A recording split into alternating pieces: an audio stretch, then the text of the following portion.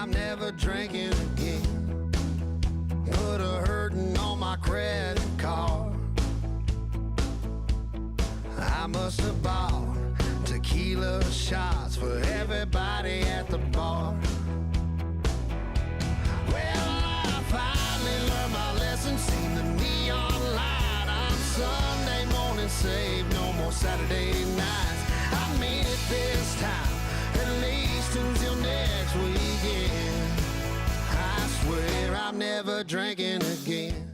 What is going on, Joe Mamas and Joe Daddies? My name is Michael Viziani. I'm the host of Windy City Joes, joined here by my co-host Jackson Delisle.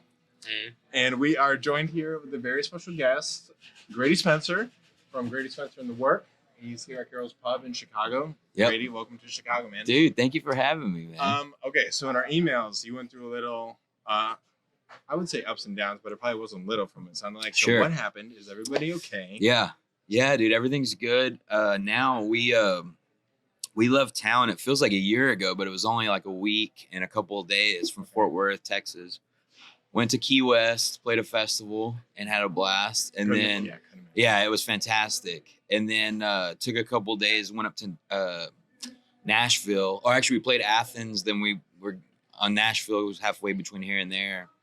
And breaks are just sounding weird. Just like the noises and the scrapes. Just like, man, something's not right. So we found a brake shop, and they were like, well, it's pretty messed up, but we put some new pads on it. It should get you okay. Like, that was all and then long story short, like the next day it was not okay. It was like even worse noises. And so we took it to another place, like a buddy of mine had a friend who has a dad, of course. Right. Dads always come in and help out. And took it, and sure enough, dude, our whole back end was just trash. Like, bearings were out, everything got really hot, like everything was melted together. And we needed a whole, I mean, the axle was good, but everything else wheel-wise, we just had to get replaced. So how long has this vehicle been a part of Grady Spencer and The Work, though? Yeah, it's been like 4 years. So, I mean, it's a pretty new van, but it's a 2018. So, like, I'm super lucky to have it. Yeah. But it's like, man, you kind of wear it like a badge of honor, like having road problems. Right. And, but we made it. I mean, it adds to the story, too. Yeah, dude.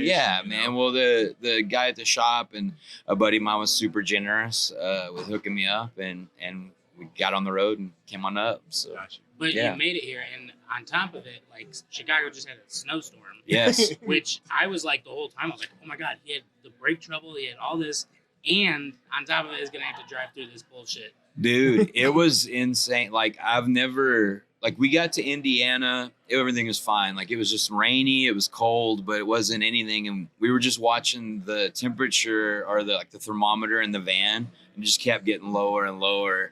And sure enough, man, the roads started getting worse and worse. And then about Indianapolis, it was bad. Like, I've never driven in snow and ice like that before. Yeah. And so, like, we had to get, like, we're looking, I use Waze for traffic and stuff. And it's just like shut down. And so it's telling us to take, get off of this main road, go on this other road, which was even worse. Yeah, because they don't plow shit. Yeah, dude. Oh, man, dude. It was insane, dude. And, like, we got stuck and sat for like an hour and a half because a semi got jackknifed.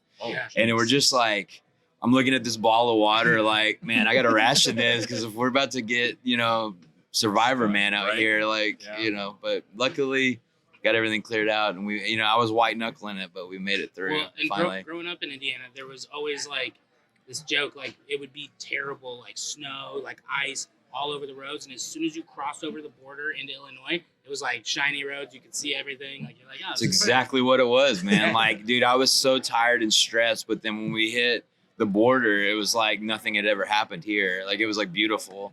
And then we made it to Airbnb. So, dude, it was glorious for sure. All your years on the road, has the band ever been pulled over? A couple times, yeah. One time, my guitar player Tyler was driving. We were going to play a show in Arkansas, and he was driving like 90, like he was going way too fast. Yeah. And it was like almost to the point where he could have gotten arrested. He was going so fast. Tyler. And the guy was like, we told him we were a band, and he was like, "Where are you guys playing?" And we told him the venue, and he was like, "Well, you better get on it because happy hour's over in an hour and a half," and just wrote a warning, and then we just continued on our way. Cool. So That's we were cool. lucky he was a fan of music. He didn't know who we were, but that was all right. I'm sure he looked you up after. Yeah, hopefully. I hope so. Yeah. So speaking of your music, we were talking about this beforehand, and we're very curious what your answer is going to be. Sure. What genre of music do you play?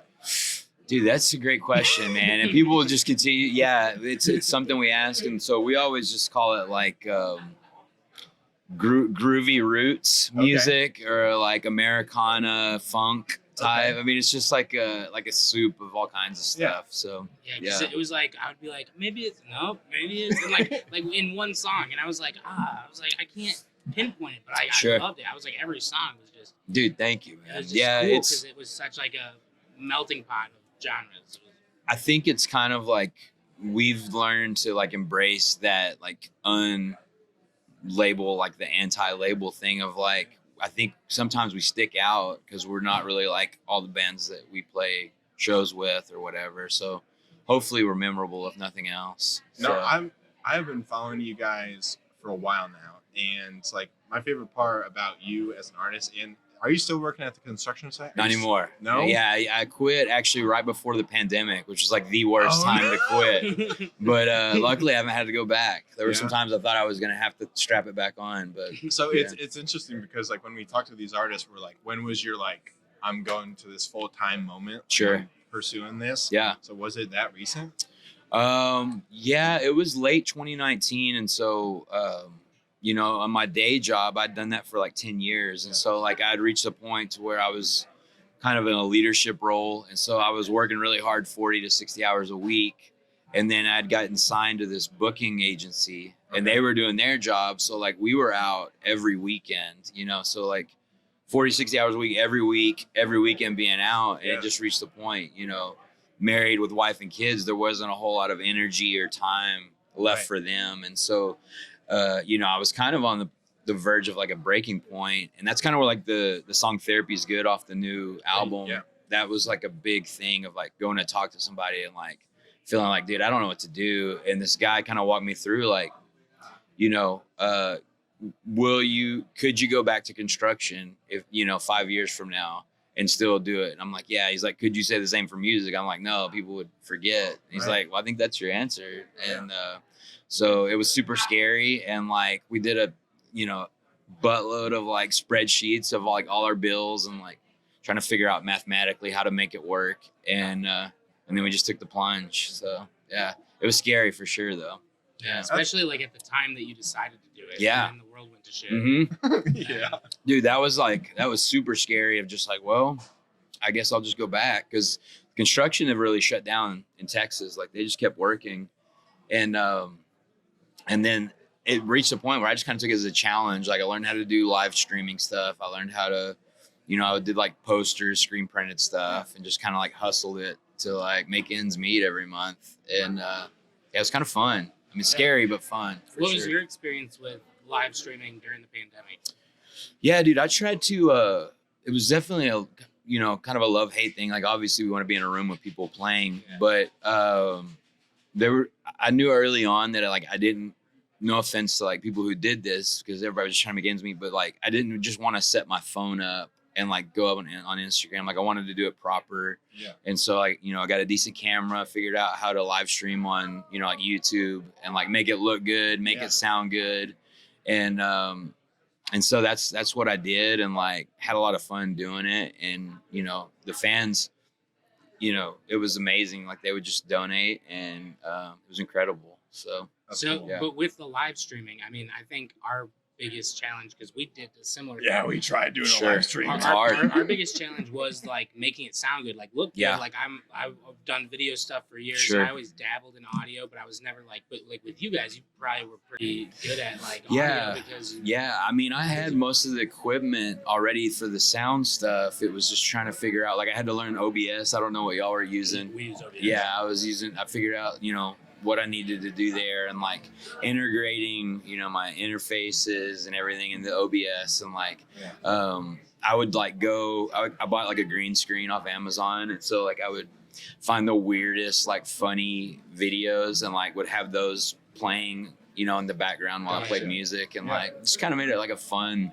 thing. So That's awesome. but it definitely, so now it's something that I have like in my repertoire, but I don't want to go back to that because I mean it's fun to do every now and then just for like grins, but it's not something I want to depend on for sure. You'd rather be out on the road right now? For sure. Yeah, dude, exactly. Well, there's some about that energy from a live audience that's in the room that you can like feed Well, off. especially after the pandemic too, when you haven't been playing for however long. Yeah, well, even that, and like you could feel it in the crowd of like those first crowds were like they had some pent up energy, you know, like they were ready to go, and so it was incredible to like get back out there. Sure. I'm curious, like, and excited to see the crowd respond tonight to you, because you're like we were talking about it earlier with the genres. Like your band is just so unique, like it's such a unique sound. You don't hear it all the time. Yeah, so thanks, I'm pumped dude. to see. Absolutely. I want to go back to the construction jobs. What songs maybe did you like start writing and or think of like while on the job? Can you think of any? A lot of the last album. You know, a lot of times I would be kind of thinking of lyrics and like kind of humming melodies on the job site.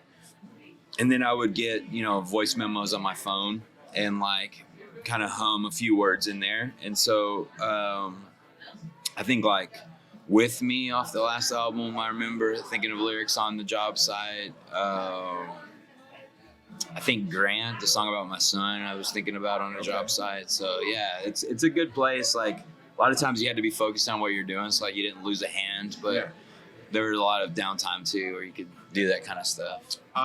Same Place is without a doubt my favorite song by you. Oh, dude, thanks. Where did it like come from, and what? Because like there's a message in there, but I can't pinpoint it exactly. For sure. I want to know it coming from you. Yeah, man. I think I wrote that a while back, and it had to do with like, you know, being empathetic and like having empathy with everyone around. And like specifically that song was like, I talked to this homeless guy, and it you know, I'm not one to like judge homeless people, but like this, sometimes you can tell like something's going on. They're trying to play you, but this dude, I mean, he was really in a bad spot. You could tell like he was struggling, but all these people just walking right by him. And so that was one where it's just like, man, he's a human being, and like we're all out here doing it, and we're all just one, you know, layoff away of being out of a job and losing our house, and then we're homeless, and we're that guy, you know. And so it's definitely a song about like being empathetic and like looking at everybody around us and like knowing that we're all trying to do our best here, and like hopefully having a little bit of faith in humanity for sure. Yeah, that's cool. That's perfect. And then I also like, I mean, I like a lot of the music, obviously, but Nothing Is Bad. I enjoy it because, especially with COVID and just everything, it's just a wave of like negativity and bullshit. Sure. But then every now and then you find this song that like sparks happiness and like brings light into the world. So, and Nothing Is Bad is one of those, because it kind of sets you back. It's like, like shit I'm worried about, like it's not the end of the world. Sure. You know what I mean? So I'm curious what your goal for that song and where it originated from. Dude, that one was crazy, like how in line with COVID that song was. So like this was probably 7 or 8 years ago. Okay. Probably actually more like 8 or 9 before my kids were born. And so we were supposed to go play a show in a town called San Angelo in Texas, but an ice storm came. And they don't handle it like up here. Like everything, like they're shut down right now. Like they had a big storm hit. Like everything's closed, everything's canceled, and it was one of those things. Like we couldn't get out, and so like we didn't go to work, couldn't go to the show, and so that song was just like me kind of looking at my wife and saying like, "Hey, we got this big jug of sangria, we got some bread to make grilled cheese. Like this is good. Like we're not going to work. I'm not leaving to go to a show." Like, this is incredible. And so that's kind of what that was. All about, like, enjoying the moment. Being exactly. Yeah, like you know, it would have been really easy to be like, well, I'm not out making money, or I'm not going to go play the show. But viewed it more of like, well, I get to stay home and, like, be with my favorite person in the world type of thing. So that's cool. That's cool. That's super cool. So, like, when did you first, like, have your come to Jesus moment about getting into music? Like even just as a hobby, or Yeah. when did you find music? I didn't really start playing the guitar till I was like 17, which was pretty late, you know. And there's a guy. I mean, y'all probably know him, Jack Johnson, like the surfer guy from Hawaii. I like heard his music. I'm like, whoa, this is like unlike anything I'd ever heard, because I grew up in a small town in Texas where it's just country, you know, Alan Jackson, Garth Brooks, that kind of thing. And so Jack Johnson was like this really different sound, and like the way he wrote was something that was just like, whoa. And so that's when I started like picking up the guitar to play his songs, and then went to college and decided I want to start writing my own music, and wrote really, really bad songs for several years, you know, and then finally got to the point where, you know, you play enough open mics and stuff like that people will give you your own show, and then it kind of went from there. And then it really grabbed a hold when people started coming to shows, and then you start selling tickets, and it's like, whoa, this is awesome. Like you can actually make money doing something really fun, you know, and you know, free booze and people are paying you to sing and play guitar. Like it was the best. So yeah. What's your favorite part about being a musician? Man, I think it's the creativity of like, I think for me, like just being a creative person, like I love doing the graphic design stuff. I like doing photography, but like music is something that like everybody has access to it. And then it really taps into something of like, it can really help people and like reach them on a deeper level. And so lyrically, I really try to like put a lot of weight in that of like, well, you know, these songs could reach people on a different level than just entertainment. But even if it is just entertainment, then that's cool too. Yeah. And like really fun. So of the songs you've written, which one do you think best represents Grady Spencer and The Work? Ooh, that's a good question, man. I think there's a song called Winning Wrong. And that one's just like, I think as a musician and like trying to make it as like a music guy, you're always trying to look at that next like rung on the ladder of like, oh, if I could get to this next point, then we've made it. Oh, if I get to, and then what you find out is that like that ladder is never ending. And so like Winning Wrong was about, you know, really looking at the ladder and like, oh, I wish I could do that. But that's kind of the wrong way to think about it, because you're already there, right? You know, like you're kind of missing out on the fun part of like the here and now. And because I've got friends who are way more successful, and their problems are, I mean, they still have a lot of problems, maybe even bigger, you know. So it's just like I'm just enjoying where we're at for now. So yeah. How hard is that to do though, like constantly on the road?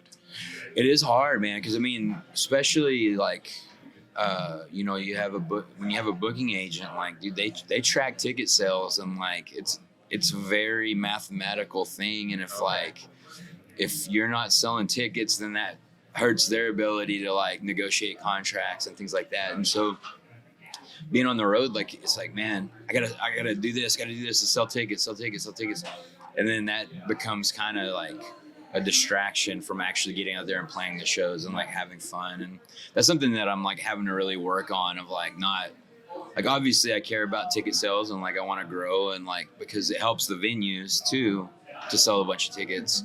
But at the same time, like there's so much, especially post COVID, that it is so out of my control that like I think you can control. Yeah, dude. I think I get really worked up over a bunch of things that I have no control over. So we just try and do a good job about like making people know where we are, and then putting on a good show, and that's all we can really do. So speaking of being on the road, what are your like top 3 favorite places that you've played and traveled to? Ooh, dude, honestly, we played Chicago for the first time last summer, and that was incredible. Oh dang, dude! Hopefully they're not gonna hear this or see this. But we opened for my buddy Cody West. Okay. Joe's on Weed Street. Okay. We played over there. So that was a fun time. Like we'd never been up here before, and so like, you know, got a dog and like just had an incredible time. And then like people showed up wearing our merch, like that I had mailed to them. You know, whenever people order stuff on a website, like I ship it out myself, but I don't really ever look at where they're going. I just like, you know, put it in the mail. Yeah. And these people just like walked in at a bar in Chicago, like wearing my shirt. It was just like incredible. So Yeah. You're actually 100% right. Like a week before I started working at Joe's, you were there, but we were gone somewhere. I think was it around Memorial Day? Yeah, I think so. We were at the Indy Yeah. 500. Yeah, we were at the Indy 500. Oh, nice, Yeah. dude. Yeah, that was incredible. That was a fun show. Nashville's a fun place. We finally started selling some tickets there. Yeah. And then we just played Atlanta for the first time like 3 weeks ago, and that was incredible. Like 200 people showed up, which was mind blowing. That's awesome. Yeah, we've That's never been awesome. there before. I'm sure there's a spot in Fort Worth though that you just. Oh yeah, yeah. I mean, Fort Worth's home, and like there's a place called Magnolia Motor Lounge that was the first place to ever give me a show Okay. when I moved there. And that place is magical. I mean, it's like half the size of this place. And so it gets really full and just like packed out, and everybody's just having a good time. So yeah, that's a big one too.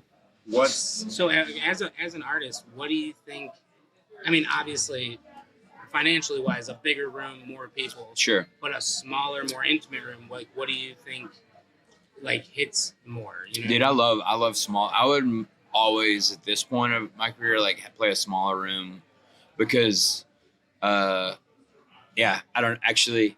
Post COVID, it's kind of hard because it's like you're cramming more people. But like if you took COVID out of the equation, like everybody closer together just like creates more energy. And so like the funnest shows that I've played have been small rooms where people are just all packed in there and having I a good feel time. like it's a lot of that like almost like kinetic energy where people are like bumping shoulders during the show. For sure. And they're close together. They can they're all like, kind of having the same experience. Oh, dude, it's the best. Like, obviously, like, we never want to do anything dangerous, but, like, I love having people be near each other because I feel like everybody's kind of experiencing it together. Yeah. So, I was thinking about this question earlier because your band and your voice is just so unique. What covers do you guys do? Dude, I used to do, like, a lot because starting out, you'd have to play these 3-hour restaurant gigs. And so, like, you'd have to, learn a bunch of covers to get, keep people's attention. But now we do, like, Free Fallin', Tom Petty. Okay. We do some country stuff like Neon Moon by Brooks and Dunn. Okay. We don't do a ton anymore. Yeah, we usually try to keep it like 1 or 2 a set. But I mean, you don't need to. You got multiple albums out. Yeah, now. dude, it feels good, but like it's also fun to like have that in your pocket to like bust out if the moment needs it. So the new album Wait is out. What's that album mean to you and the band as a whole? Yeah, I mean the whole theme of that was like, quitting my job and then 2 months later, like having to shut it all down and just sit, and wait to see what was going to happen and to see if like I'm actually going to get to do this as a career, or if like it was just like a 2-month tease and now it's back to the job site. And so for me personally, it was lyrically like pretty pulling back the curtain of like, this is kind of scary and like a weird feeling. And then musically for the band, it's like, the biggest step we've had because we got to work with a buddy of mine named Reese Murphy, and it's just fun to like be in a room with my friends, like creating stuff and like doing it exactly how we wanted to do it, and like having the time to make it sound exactly like we wanted it to sound. So, what's your favorite song written on the album that you've written? Probably it's called Grown, and it's like it was like our last single, and it's kind of musically it's pretty guitar driven, and then lyrically it's pretty telling of like my life of we're going on the road a lot and missing my wife, and really enjoying that time of getting back to her and like going out on the town with her. So do you like chicken sandwiches? Oh yeah Listen to me. This place, Carol's, you have to. best this chicken. is it. Fried Oh chicken dude, I sandwich. can't wait. If you like spicy, like you get the mild sauce on it.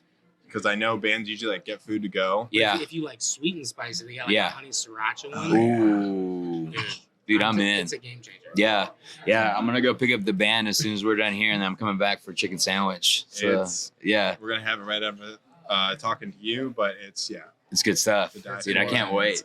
Yes, I love it. You got anything else? No, I think that about does it. I don't think so, man. We appreciate you talking Dude, to us. thank you for having me. Yeah, man. looking forward to What tonight. cities are you hitting next? The next show got postponed because of stupid weather. Well, Right? that was Michigan? yesterday actually. Oh, okay. Yeah. So yesterday we were supposed to do Detroit or north of Detroit, and it got moved. Tomorrow we're going to Minneapolis, and then the day after that is Des Moines. Nice. And then we're going back down to Texas to do like a little circle: San Antonio, Austin, and Fort Worth. So yeah, it's gonna be Iowa fun. just canceled COVID. Yeah, exactly, dude. So yeah. that should be a fun show. Yeah, man, it's gonna be fun. I'm ready to be home, but we're also enjoying it. Oh yeah. This is gonna be incredible tonight. I think pre-sales have been really Absolutely. really good, so Sure. we're pumped. For sure. Cool, dude. Yeah. Well, appreciate you coming on. Dude, also, thank y'all. before we wrap up, What? where can people find you? Oh yeah. Yeah. So GradySpencer.com has all the tour dates. You can buy tickets. Merch is on there. I ship it myself, so do that. And then on all the social stuff, it's at GS and The Work. It's on all the stuff, man. So if you want merch, you get it hand shipped from this. That's guy. right. That's right. I will literally pack it and send it to you. Yeah. Awesome. Cool. Thanks, man. Dude, Thank thank you y'all, so man. Awesome. You mind if we get a photo? Perfect. Let's do it, man. Absolutely. By the